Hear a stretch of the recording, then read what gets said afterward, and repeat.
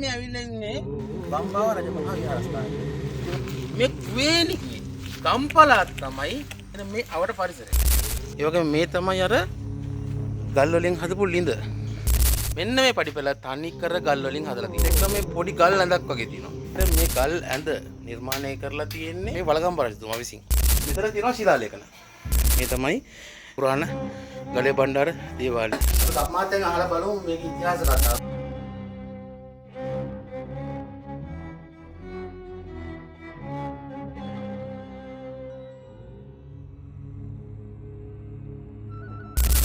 අපි දැන් මේ ඇවිල්ලා ඉන්නේ ගලේවෙල ඓතිහාසික ස්ථානයක් වන බම්බාව රජමහා විහාරස්ථානයේ.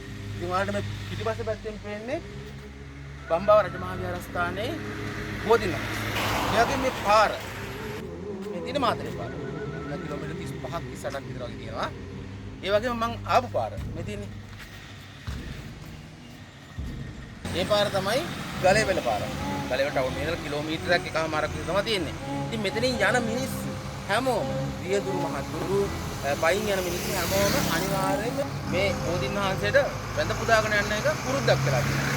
මේ තමයි බම්බාව රජමහා විහාරස්ථානයේ තියෙන ඇතුළු ලිපි ద్వාරය.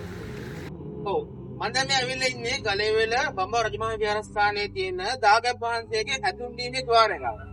ඉතින් තමයි ඇතුළු ලිපි තියෙන්නේ. මේ තියෙන ගලේවෙල බම්බාව රජමහා විහාරස්ථානයේ තියෙන දාගැබ් වහන්සේ. මේක තමයි ඉස්සෙල්ලාම ඉතින් හරියට ගොඩාක් දේවල් තියෙනවා බලන්න. අපි ඒවා මොනවද කියලා බලමු. ඒ වගේම දෙයක් කියන්න ඕනේ සඳකඩ පහන. මේක නම් මෑත කාලේදී කරපු සඳකඩ පහනක්. සාමාන්‍යයෙන් මේ සඳකඩ පහනේ ඉතිහාස කතාවල සඳහන් වෙනවා මෙන්න මෙහෙම. ඔයාලට පේනවාද මේ සත්ත්ව රූප ටික. මේ සත්ත්ව රූප වල දැන් මේක නම් ගවයා ඉන්නවා. මේ ගවයා අයින් කරනවා පොළොන්නරු යුගයේ සඳකඩ පහනේ. හේතුව තමයි පොළොන්නරුවේ හින්දු ආක්‍රමණ තිබ්බනේ.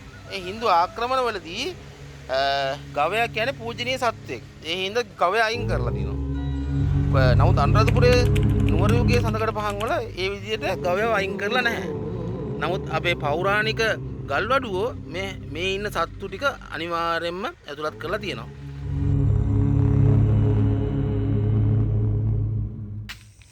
ඔව් මේ තමයි මේ ගලේවල බම්බාව රජමහා විහාරස්ථානයේ තියෙන වැව. මේකට ලොකු ඉතිහාස කතාවක් තියෙනවා. බලන්න මේ වැවේ තියෙන ලස්සන.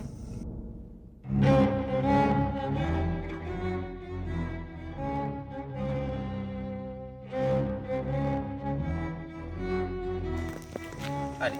දැන් මේ ලංකාවේ ඉතිහාස ගැන කතා කරනකොට ලොකු ඉතිහාසයක් තියෙනවා. දැන් ඔයාලා දන්නවා ලංකාවට සිංහල ජාතිය කියන දේ ඇති වුණේ අපි කියනවා ඉතිහාස කතා පොත්වල සඳහන් ආකාරයට විජය රජතුමා. විජය රජතුමා කුවේණිත් එක්ක සම්බන්ධයෙන් ඇති වෙච්ච පළවෙනි පරම්පරාවෙන් තමයි සිංහල ජාතිය ඇති වෙන්නේ කියලා කියනවා. මේ කුවේණිකේ ගම්පලක් තමයි මේ අපි මේ ඉන්න මේ ඓතිහාසික ගලේල බම්බාව රජමහා විහාරස්ථානයේ තියෙන මේ අවට පරිසරය. ඉතින් මේකේ තමයි යා ජීවත් වුනේ. මේ පසු කාලේනව එයා මියදිලා ඉවර වෙලා එයාට ප්‍රශ්න ඇති වෙලා ඊට පස්සේ එයා මියදුන තැන තියෙන්නේ මේ දඹුල්ල පාර යනකොට ඉබ්බන් කටුව කියලා හම්බෙනවා. මට වෙලාවක් තිබුණා මම ඔයාලට පෙන්නන්නම්. ඒ තැන තමයි යාගේ සොහොන් කොට තියෙන්නේ. ඉතින් ඒ වගේම තමයි ලංකාවේ ශාසනය ගැන කතා කරනකොට ඉතිහාසයේ බුද්ධ ශාසනය ගැන කතා කරනකොට ස්වර්ණමය යුගයක් තමයි වට්ටගාමිනී අබේ නොහොත් වළගම්බා රජතුමාගේ අවධිය. වළගම්බා රජතුමා තමයි ත්‍රිපිටකයේ ග්‍රන්ථාරූඪ කරේ ලංකාවේ. ඉතින් වළගම්බා රජතුමා හැංගිලා හිඳලා සේනා සංවිධානය කරලා සම්පූර්ණ වැඩ කටයුතු කරේ. ඒතර ගල් ඇඳන් එතකොට ඉතින් කියපුවාම ගල් වලින් කරන ලද පඩිපෙල් ගල් වලින් කරන ලද ළිඳක් මේ හැමදේම මෙතන තියෙනවා. මෙතන තමයි ප්‍රධාන වශයෙන් වළගම්බා රජතුමා සේනා සංවිධානය කරේ. ඒ වගේ අපිට ඔයාලට බලා ගන්න පුළුවන්.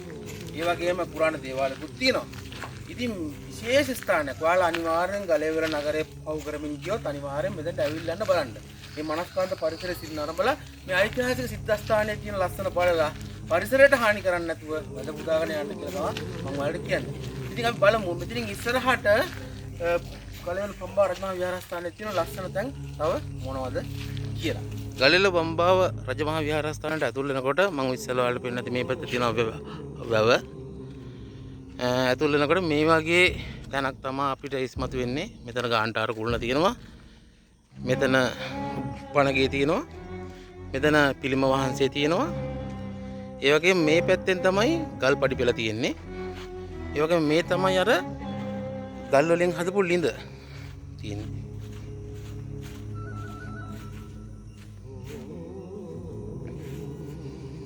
වලගම්බ රජතුමා සේනා සංවිධානය කළ මෙම ස්ථානය සැකසුවාට පස්සේ කාලයාගේ ඇවෑමෙන් වල් වැදිලා මේක සම්පූර්ණ විනාශයටපත් වුණා.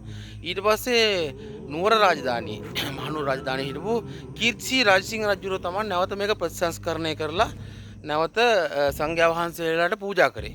දැන් මේ නම් මේ මෑත කාලේදී හදපු පඩිපෙළ මම ඉස්සලා කිව්වා වගේ. එහා පැත්තෙන් දෙනවා පඩිපෙළ.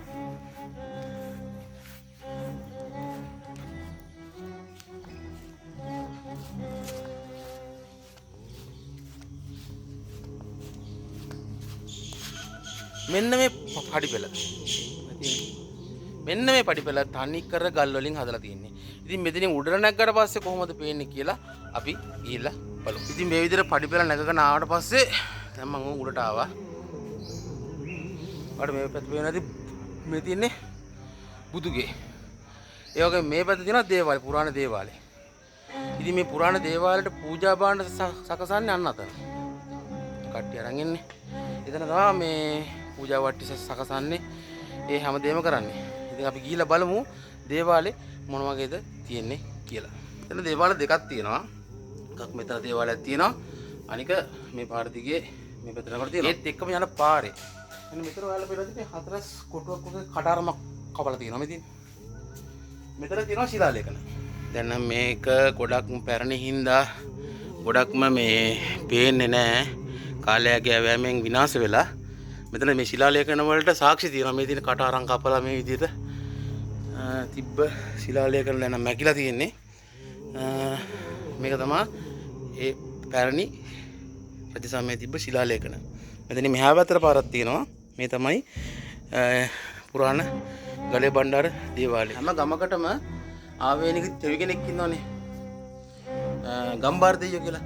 ඉතින් මේ ගලේවල ප්‍රදේශයේ ගම්බාර දෙවියෝ තන්වංශ තමයි ගලේ බණ්ඩාර දෙවියෝ. ඉතින් ගලේ බණ්ඩාර දෙවියන්ගේ ප්‍රධාන දේවාලය තමයි මේ ගලේවල නගරේ තියෙන බම්බාරජ මහ විහාරස්ථානයේ තියෙන දේවාලය. දැන් අපි ඇවිල්ලා ඉන්නේ ගලේවල බම්බාරජ මහ විහාරස්ථානයේ තියෙන ප්‍රධාන දේවාලය. ඒ කියන්නේ ගලේ බණ්ඩාර දේවාලයට තමයි අපි කප් මහත්තයා ඉන්නවා මෙතන.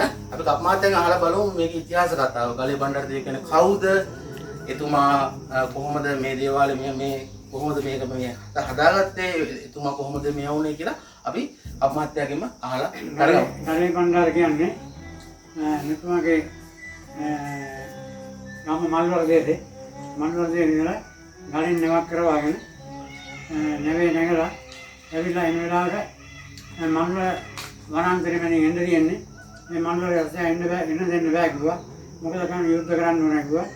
යුද්ධ කරලා මල්වර ඇස්සේ කොට සුණු විසුණු කරන මම්මාවට බැමිලා මම්මා මුල් ස්ථානය කරන අදටත් දසදහස් ගණන් දවසට පුද පූජාව ලැබෙමින් මේ ගලේ බණ්ඩාර රාජවර්ධන වහන්සේ යහදී මේ මහා වීර්ය බල සම්පන්න ඇති ගලේ හත්කජ කුළුම්බ දිව්‍ය රාජවර්ධන වහන්සේ සමග ගලේ දේව කුළුම්බ දේවතා ස්වාමීන් වහන්සේ දෙන්නම තමයි ලංකාවට බැමිලා මම්මාවට බැමිලා මම්මා මුල් ස්ථානය කරගෙන වැඩ සිටින්නේ.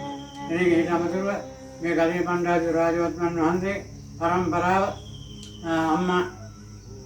අම්මා මුස්ලිම් තාත්තා සිංහල. ඉතින් මේක කුරුණෑගල යක්කන්ද විහාරේ මෙයා බණකට වැඩෙන වෙලාවට මේ කට්ටිය මෙයා ධාර්මික වුණා. අම්මා මුස්ලිම් නිසා මුස්ලිම් කට්ටියට අදින්න පටන් ගත්තා. විහාරවල සුණු විසුණු කරන්න පටන් ගත්තා. එමේ වෙලාවට මේගොල්ලෝ ඔක්කොම කල්පනා කරලා රජවාසයෙන් ඇවිල්ලා ගලේ බණ්ඩාර රාජවර්ධන වහන්සේ ආශිර්වාද ලැබලා මෙයා මරන්න උගලට සනසවුවා.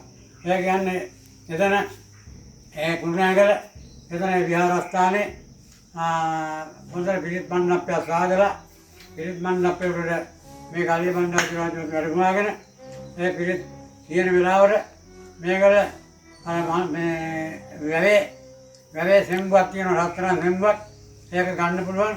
මෙතන ඉඳලා පිළිත් මුලක් අදින්න ඕන වැවට කියලා පිළිත් මුලක් අදගෙන ගිහලා එයාට උගලක් කටවලා ඒ පිළිත් ධර්ම දේශනා කරන අවසාන වෙනකොට ඒ උගල ගස්සවුවා. ඒ ගස්සවෙන් පස්සේ මේ පරවල ගියා එතනම. මේ පරවල ගියන් පස්සේ ඒකවල දේව ස්ථානයක් කුරුණෑගල වැව්රවුමේ මුස්ලිම් දේවාලයක් කරගෙන දැන්ලා කරනවා. ඒ වල ඇත්තන්ද විහාරයේ කුරුණෑගල එතරම් මේ වගේ දේව ස්ථානයක් කරගෙන ලංකාවේ හැමතැනම කරගෙන. මේක තමයි මේ කන්දපල්ල කෝරයට මුල් ස්ථානය. මුල් ස්ථානයේ වැඩ සිටිනවා ගලේ බණ්ඩාර කුරුම්බර, මහා විෂ්ණු, ජය කතරගම, දේවතා බණ්ඩාර කුමාර බණ්ඩාර, ඔය විසෝ බණ්ඩාර, ගහනක බණ්ඩාර බණම් බණ්ඩාර, ඔය සූර්ය බණ්ඩාර, ඉරුගල් බණ්ඩාර සපුගල් බණ්ඩාර, ඔය දුනුගත් බණ්ඩාර, දුවන පයින් බණ්ඩාර කලය බණ්ඩාර, පිටියේ බණ්ඩාර බුදුන්දක බණ්ඩාර, මණික් බණ්ඩාර කියන 64ක් බණ්ඩාර දේවස්වාමීන් වහන්සේ මේ ස්ථානයේ දේවාල 4ක් තියෙනවා. 4න් එකක් තමයි ගලේ දේවාලය, එකක් තමයි දේවතා බණ්ඩාර කුමාර බණ්ඩාර දේවාලය, එකක් මහා විෂ්ණු දේවාලය, එකක් ජය කතරගම දිවරාජෝත්තම දේවාලය. ඒ වගේම අමෙන් තමයි සල්පොටෙන් නායි කංගනේ කිසිම මෞකසයන් නැති උපන් සිද්ධ සත්පත්තිනි මෑණියන් වහන්සේගේ දේවස්ථානයේ ඉස්රා කෙරවලේ තියෙන උන්වහන්සේ පිළිරුව තියාගෙන වතාවක් කරනවා. ඊට පල්ලෙහෙන් මේ මණ්ඩපයේ ඉදිරිපිට සිද්ධ ශූන්‍යන් දිවරාජෝත්තම වහන්සේගේ දේව ස්ථානයක් කරගෙන පුද පූජාවක් ලබා දෙනවා. ඒකකින් මම දන්නේ. බොහොම ස්තුතියි මහත්තයා. ඉතින් ඔයාලත් කලේ වෙලාවට ඉන්නවා නම් සහ මේ පාරේ ගමන් කරනවා නම් මාතරේ පාරේ හරි ගලේවල කොළඹ පාරේ හරි ගලේවල මඩකලපු පාරේ හරි A6 පාරේ හරි ගමන් කරනවා නම් ඔයාලා මෙතෙන්ට ඇවිල්ලා යන්න පුළුවන්. ගලේවල මාතරේ හන්දියේ ඉඳලා මම ඔයාලට වීඩියෝ වලක් පෙන්නුවා. කිලෝමීටර් එකමාරක් කිලෝමීටරයක් වගේ දුරක් තියෙන්නේ. ඇවිල්ලා මේ බම්බව රජමහා විහාරස්ථානයේ වැඳ පුදාගෙන යන ගමන් මේ දේවාලේ වැඳ පුදාගෙන ඔබේ කටයුතු කරගෙන යන්න පුළුවන්. ඒ වගේම කියන්න ඕනේ මේ පරිසරය අපවිත්‍ර කරන්න එපා. අනිවාර්යයෙන්ම කියන්න ඕන දෙයක් අපේ මිනිස්සුන්ගේ තියෙන ලොකුම වැරද්ද තමයි ඒක. මේ තියෙන ස්වභාව සෞන්දර්යය. මේක ලස්සන කඳු මිටියාවතකින් වට වෙලා තියෙන ඒ වගේම ලස්සන වැව්තාවුල්ලකින් වැවක් සහ වැව්තාවුල්ලකින් වට වෙච්ච ලස්සන ලොකු ඉතිහාස කතාවක් තියෙන. ඒ වගේම අපේ මම ඉස්සෙල්ලා කිව්වා වගේ කුවේණීගේ අපේ මුල් પરම්පරාව සිංහල ජාතිය මුල් પરම්පරාව කුවේණී ඇතුළු විජය රජුරුවන්ගේ මුල් પરම්පරාව läගගෙන හිටිය. කියන්නේ හිටපු තැන මෙතන. ඒ වගේම ලොකු ඉතිහාස කතාවක් තියෙනවා. ඇවිල්ලා අද පුදාගෙන යන්න පුළුවන් ඔයාලට. දැන් අපි දේවාලේ වන්ද පුදාගෙන නැවත පල්ලම් බහින්න යන්නේ. පල්ලෙහාට තවත් සුවිශේෂී ස්ථානයක් තියෙනවා වලට පෙන්වන්න. පූජා වට්ටි සකසන ස්ථානයක් තියෙනවා කියලා මෙතන. මේ ඉන්නේ අයියා. ඒ සකසන අයියා. එතනම තියෙනවා මේ ගල් ඇඳ. ඉතිහාස කතාවල සඳහන් වෙන ආකාරයට මේ ගල් ඇඳ නිර්මාණය කරලා තියෙන්නේ වලගම්බා රජ සමයේ වලගම්බා රජතුමා විසින්. වලගම්බා රජතුමා සාමාන්‍යයෙන් මේ බම්බව රජමහා විහාරස්ථානයේ සහ කැරණියාගල පන්සල ඒකත් මේ ළඟම තමයි තියෙන්නේ. ඉන්නකොට වලගම්බා රජතුමා හදපු ස්ථාන හැම එකක්ම තනිකර ශිලා වලින් ගල් වලින් තමයි හදලා තියෙන්නේ. ඒ ගල් වලින් හදපු ඇඳ තමයි මේ තියෙන්නේ. එහෙනම් අපි ගලේවල බම්බව රජමහා විහාරස්ථානය වැඳ පුදාගෙන අවසන්. අපි ගලේවල තවත් ලස්සන ස්ථාන මොනවද කියලා ඉදිරි වීඩියෝ වලින් මම ඔයාලට පෙන්නන්නම්. ඒ වගේම මගේ YouTube channel එක subscribe කරපු නැති කට්ටිය ඉන්නවා නම් අනිවාර්යෙන් subscribe කරන්න. TikTok channel එක, Facebook page එක follow කරලා නැති කට්ටිය ඉන්නවා නම් follow කරන්න. අපි අලුත් වීඩියෝ එකකින් හමු වෙමු.